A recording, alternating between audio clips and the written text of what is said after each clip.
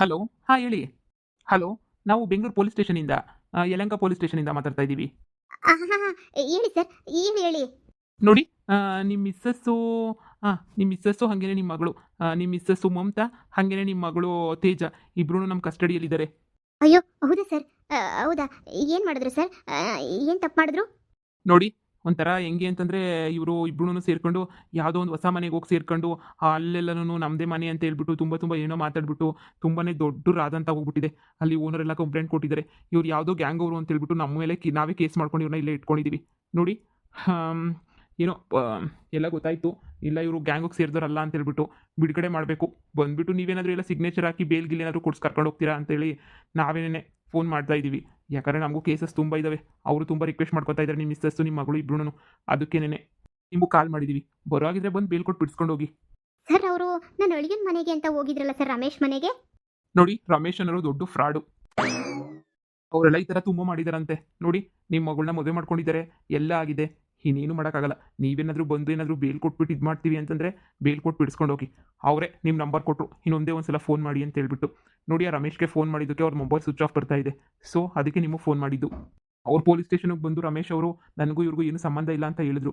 ನೋಡಿ, ನೀವೇನು ಮಾಡ್ತಿರೋ, ಇನ್ಫಾರ್ಮೇಷನ್ ಕೊಟ್ಟಿದ್ದೀವಿ. ಛೇ ಮಮತಾ, ನಿನ್ನ ಜಾಸ್ತಿ ಇಷ್ಟಪಟ್ಬಿಟ್ಟೆ ಅಂತ ಹೇಳ್ಬಿಟ್ಟು, ನಿನಗೋಸ್ಕರ ಅಂತ ಹೇಳ್ಬಿಟ್ಟು ನಾನು ಏನೇನೋ ಮಾಡಿದೆ. ಆದರೆ ನೀನು ಮಾಡಿದ್ದೆಲ್ಲ, ನೀನು ನಿಮ್ಮಮ್ಮ ನಿನ್ನ ಮಗಳು ಎದ್ದೆ ತುಂಬ ವಿಷ ನಿನಯ. ನಾನು ನಿನಗೋಸ್ಕರ, ನಿನ್ನ ಪ್ರೀತಿಗೋಸ್ಕರ ನನ್ನ ಹೆಂಡ್ತಿನೇ ಸತ್ತೋಗ್ಬಿಟ್ಟವಳೆ ಅಂತ ಹೇಳಿದ್ನಲ್ಲ ನಾನು. ನನ್ನ ಹೆಂಡ್ತಿ ಬದುಕಿರೋ ಹೆಂಡ್ತಿನೇ ಸತ್ತೋಗ್ಬಿಟ್ಲು ಅಂತ. ನನ್ನ ಮಗು ಸತ್ತೋಗಿತ್ತು, ಆದರೆ ನನ್ನ ಹೆಂಡ್ತಿ ಸತ್ತೋಗಿರಲಿಲ್ಲ, ಹಾಸ್ಪಿಟ್ಲಾಗಿದ್ದರು. ಆದ್ರೂ ನಾನು ನಿನಗೋಸ್ಕರ ಅಂತೇಳ್ಬಿಟ್ಟು ನನ್ನ ಹೆಂಡ್ತಿನೂ ಸತ್ತೋಗೋಳೆ ಅಂತ ಹೇಳ್ಬಿಟ್ಟು ನನ್ನ ಹೆಂಡ್ತಿನ 1 ವರ್ಷ ಆಸ್ಪತ್ರೆಗೆ ಇಕ್ಕಿ 1 ವರ್ಷ ಚಿಕಿತ್ಸೆ ಕೊಡಿಸಿ ಎಲ್ಲ ಮಾಡಿ ನನ್ನ ಹೆಂಡ್ತಿನ ಯಪ್ಪ, ಇವತ್ತು ನನ್ನ ಹೆಂಡ್ತಿನೇ ನಂಗೆ ಎಷ್ಟೋ ವಾಸಿ. ನನ್ನ ಹೆಂಡ್ತಿ ಆರಾಮಾಗಿ ನನ್ನ ಜೊತೆಯಾಗೆ ಮುರುವಾದೆ ಕೆಲಸ ಮಾಡ್ಕೊಂಡು ಹೋಯ್ತಾವಳೆ. ಹಾಗೆ ನೆನೆಯ ನನ್ನ ಮಗಳು ಮದುವೆ ಮಾಡ್ಕೊಂಡು ಅತ್ತಾಗ ಹೆಂಗೋ ಅಮೇರಿಕಾದಾಗ ನೆಮ್ಮದಿಯಾಗವಳೆ. ಅದಕ್ಕೆ ಹೇಳೋದು, ಒಳ್ಳೆ ಹೆಂಡ್ತಿ ಎಷ್ಟು ಮುಖ್ಯ ಅಂತ ಹೇಳ್ಬಿಟ್ಟು. ರೀ, ಏನು ಯೋಚನೆ ಮಾಡ್ತಾ ಇದ್ದೀರಾ? ತಗೊಳ್ಳಿ, ಕಾಫಿ ಕುಡೀರಿ. ಕೊಡು ಕೊಡು. ರೀ, ಮಗಳು ಫೋನ್ ಮಾಡಿದ್ಲು. ರಾತ್ರಿ ಆಗೋಗ್ಬಿಟ್ಟೈತೆ, ಮನೆ ಕಂಬಿಟ್ಟಿದ್ದೀನಿ ಅಂತ ಹೇಳ್ಬಿಟ್ಟು. ರೀ, ನೀವು ಹೇಳ್ದಂಗೆನೇ ಸಿಟಿನಲ್ಲಿ ಇಲ್ದಿದ್ದಂಗೆ ಹಳ್ಳಿಗೆ ಬಂದ್ಬಿಟ್ಟು ನಾವು ಜೀವನ ಮಾಡಿದ್ದಕ್ಕೆ ತುಂಬ ಚೆನ್ನಾಗೈತ್ರಿ. ನಾವೇನಾದರೂ ಸಿಟಿನಲ್ಲಿ ಏನಾದರೂ ಇದ್ಬಿಟ್ಟಿದ್ರೆ ಅಪ್ಪ ದೇವ್ರೆ, ಇಷ್ಟೊಂದು ನೆಮ್ಮದಿಗಿರೋಕ್ಕಾಗ್ತಿರಲಿಲ್ಲ. ನೋಡಿ, ಪಕ್ಕದ ಮನೆ ಪದ್ಮಕ್ಕ, ರಾಧಕ್ಕ ಎಲ್ಲರ ಜೊತೆನೂ ಎಷ್ಟು ಖುಷಿಯಾಗಿದ್ದೀನಿ ನಾನಂತರೂ. ಅಪ್ಪ ಸದ್ಯ ನಾನು ಹಾಸ್ಪಿಟಲಲ್ಲಿದ್ದಾಗ ನೀವು ನನ್ನ ಕೈ ಬಿಟ್ಬಿಡ್ತೀರಾ ಅಂತ ಅಂದ್ಕೊಂಡಿದ್ದೆ. ಯಾಕಂದರೆ ಮಗು ಬೇರೆ ಸತ್ತೋಗ್ಬಿಟ್ಟಿತ್ತಲ್ವೇನ್ರಿ. ಆದರೂ ನೀವು ನನ್ನ ಕೈ ಬಿಡ್ತಿದ್ದಂಗೆ ಇಷ್ಟು ದಿನ ನೋಡ್ಕೊಂಡು ಚೆನ್ನಾಗಿ ನನ್ನ ನೋಡ್ಕೊಂಡಿದ್ದಕ್ಕೆ ತುಂಬ ಥ್ಯಾಂಕ್ಸ್ ರೀ. ಕೊನೆಗೂ ನನ್ನ ಮಗಳದು ಒಳ್ಳೆ ಜೀವನ ಆಯಿತು, ಹೆಂಗೋ ಸೆಟ್ಲ್ ಆಗ್ಬಿಟ್ಟವಳೆ.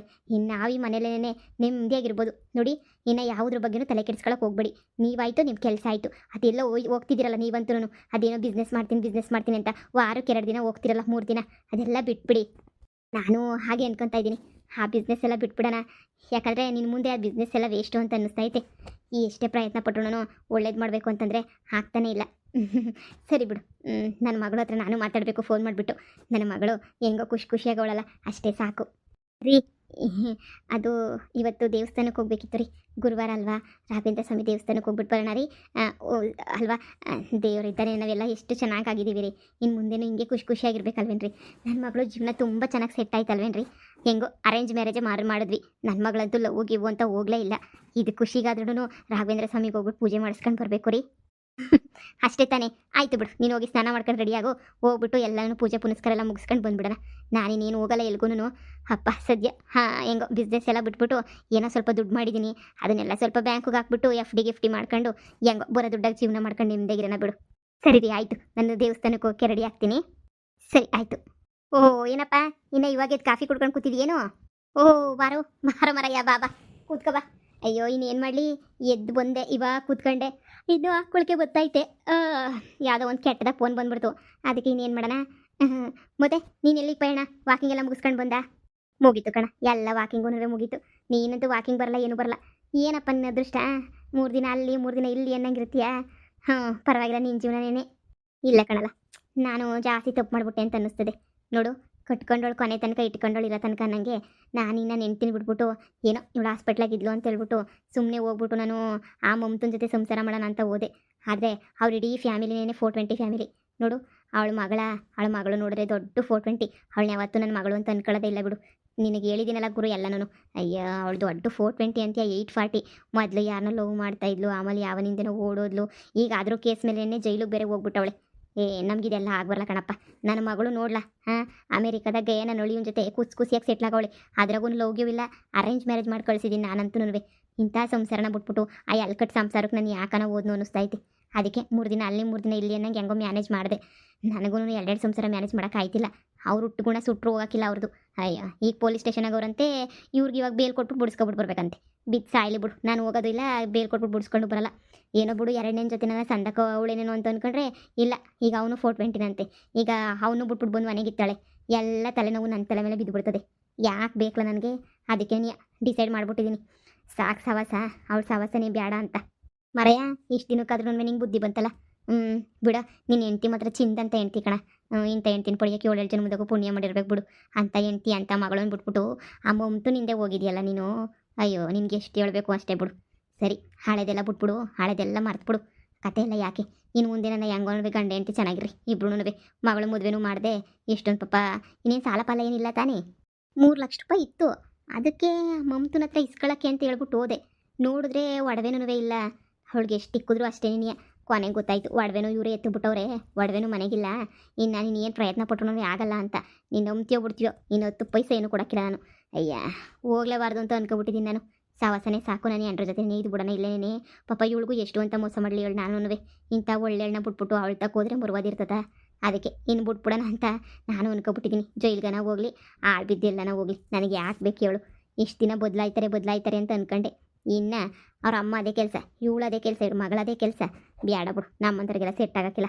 ಅಯ್ಯೋ ಬಿಟ್ಟಾಗ್ಲ, ಏನೋ ಕಾಲೇಜಾಗ ಲವ್ ಮಾಡಿದ್ಯಾ, ನಿಂಗೂ ಇಷ್ಟ ಆಗೈತೆ, ಮದುವೆ ಮಾಡ್ಕೋಬೇಕು ಅಂತ ಅನ್ಕೊಂಡೆ, ಆಗಲಿಲ್ಲ. ಇನ್ನೊಬ್ಳನ್ನ ಕಟ್ಕೊಂಡೆ, ಇನ್ನೊಬ್ಳ ಜೊತೆ ಸಣ್ಣಕ್ಕಿದೆಯಾ, ನಿಮ್ದೇಗಿದೆಯಾ, ಬಿಟ್ಬಿಡು. ಇವಳು ಏನಾರ ನಿಂಗೆ ಮೋಸ ಮಾಡೋಳ? ಇಲ್ಲ ತಾನೆ, ದೇವತೆ ಇದ್ದಂಗೆ ಅವಳೆ. ಇಂತೊಳ ಮೇಲೆ ನೀನು ಇದು ಮಾಡಿದ್ರೆ ಹೆಂಗೆ ಹೇಳು? ಬಿಟ್ಬಿಡಪ್ಪ, ಎಲ್ಲ ಬಿಟ್ಬಿಟ್ಟು ಇನ್ನು ಮೇಲೆ ಖುಷಿಯಾಗಿರು. ಫೋನ್ ನಂಬರ್ ಚೇಂಜ್ ಮಾಡ್ಕೊಬಿಡತ್ತಾಗೆ ಸಾಕು. ಸವಾಸನೂ ಬೇಡ, ಏನು ಬೇಡ. ನಂಬರೆಲ್ಲ ಬಿಸಾಕ್ಬಿಟ್ಟು ಚೇಂಜ್ ಮಾಡ್ಕೊಬಿಟ್ಟು ಕಾಣೆ ಆಗ್ಬಿಟ್ಟವನೆ ಅಂತ ಅಂದ್ಕೊಂಡ್ರು ಪರವಾಗಿಲ್ಲ, ಬುಟ್ಟು ಹಾಕ್ಬಿಡು. ಅಷ್ಟೇನೆ. ಅವ್ರಿನ ಏನಾರ ಮಾಡ್ಕೊಂಡು ಆಳು ಬಿದ್ದು ಹೋಗ್ಲಿ ಕಣಪ್ಪ. ನಾನಿನ್ನ ಸವಾಸಕ್ಕೆ ಹೋಗೋಕ್ಕಿಲ್ಲ ಬಿಡು ಅಲ್ಲಂತನೂ. ಮತ್ತೆ ಎಲ್ಗಪ್ಪ ಹೊಂಟ್ರಿ? ಏನು ದೇವಸ್ಥಾನ ಅಂತ ಹೇಳ್ತಾ ಇದ್ರು? ಓ ಕಣಪ್ಪ, ನಾನು ಎಂಡ್ರು ಪಾಪ, ದೇವರು ದಿಂಡ್ರು ಅಂತ ಹಿಂಗಿರೋದೇ ನೀನು. ನಾನು ಎಂಡ್ರು ಆ ಮೊಮ್ತಿ ಊರು ತುಂಬ ಒಳ್ಳೆ ಉಗಿಸ್ಕೊಂಡು ತುಪ್ಕು ಅಂತ ಓಡಾಡೋದೇ ನೀನು ಕೆಲಸ. ಬುಡ, ಅದಕ್ಕೆ ಹೇಳೋದು, ಮನೆ ಸಂಸಾರ ಅಂತ ನೋಡ ಹೆಂಗುಸ್ರುಗಳನ್ನ ಮದುವೆ ಮಾಡ್ಕೋಬೇಕು. ತಿರುಗಿ ಆಳು ಬಿದ್ದೋಗ ಅಂತ ಹೆಂಗುಸ್ರನ್ನ ಯಾವತ್ತೂ ಮದುವೆ ಮಾಡ್ಕೋಬಾರ್ದು ಅಂತ ಹೇಳೋದು. ಬುಟಾಕ್ಲ, ಹಾಗಿದ್ದಾಯ್ತು. ಏನೋ ನನ್ನ ಕರ್ಮಕ್ಕೆ ನಾನೇನೋ ಮಾಡಿದೆ. ಈಗ ಅದೆಲ್ಲ ಇನ್ನು ಯಾಕೆ? ಇನ್ನಾದ್ರೂ ಬದಲಾಕೊಂಡು ಇನ್ನು ನಿಮ್ದೇಗಿದ್ದು ಫೋನ್ ನಾನು ನೀನು ಹೇಳ್ದಂಗೆ ಫೋನ್ ನಂಬರ್ ತೆಗೆದು ಬಿಸಾಕ್ಬಿಡ್ತೀನಿ. ಇನ್ನು ಆ ಕಡೆ ಹೋಗಲ್ಲ. ಹೋದ್ರೆ ಒಂದು ಕಿತ ಹೋಗ್ಬಿಟ್ಟು ನಾವು ಬಟ್ಟೆ ಗಿಟ್ಟೆ ಎಲ್ಲ ಎತ್ಕೊಂಡು ಬಂದ್ಬಿಟ್ಟು ಸುಮ್ಮನೆ ಆಗ್ಬಿಡ್ತೀನಿ. ರೀ, ಕಾಫಿ ಇನ್ನೂ ಕುಡಿಲಿಲ್ವಾ? ಅಯ್ಯೋ ನೀವು ಬೇಗ ಕಾಫಿ ಕುಡಿದ್ಬಿಟ್ಟು ನೀವು ಬನ್ನಿ, ಬೇಗನೇ ಹೊರಡೋಣ, ಬೇಗ ದೇವಸ್ಥಾನಕ್ಕೆ ಹೋಗ್ಬರ್ಬೇಕು. ಅಣ್ಣ ಇವಾಗ ಬಂದ್ರಾ? ಕೂತ್ಕೊಳ್ಳೋಣ, ಕಾಫಿ ತೊಗೊಂಡು ಬರ್ತೀನಿ.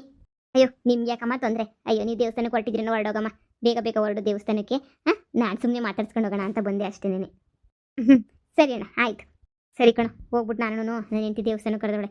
ಹೋಗಿ ದರ್ಶನ ಮಾಡ್ಕೊಂಡು ಹಂಗೆ ಬೇಗ ಬರ್ತೀನಿ. ಸರಿನಾ? ಎಲ್ಲ ದೇವ್ರಿಗೂ ಒಳ್ಳೇದು ಮಾಡಪ್ಪ.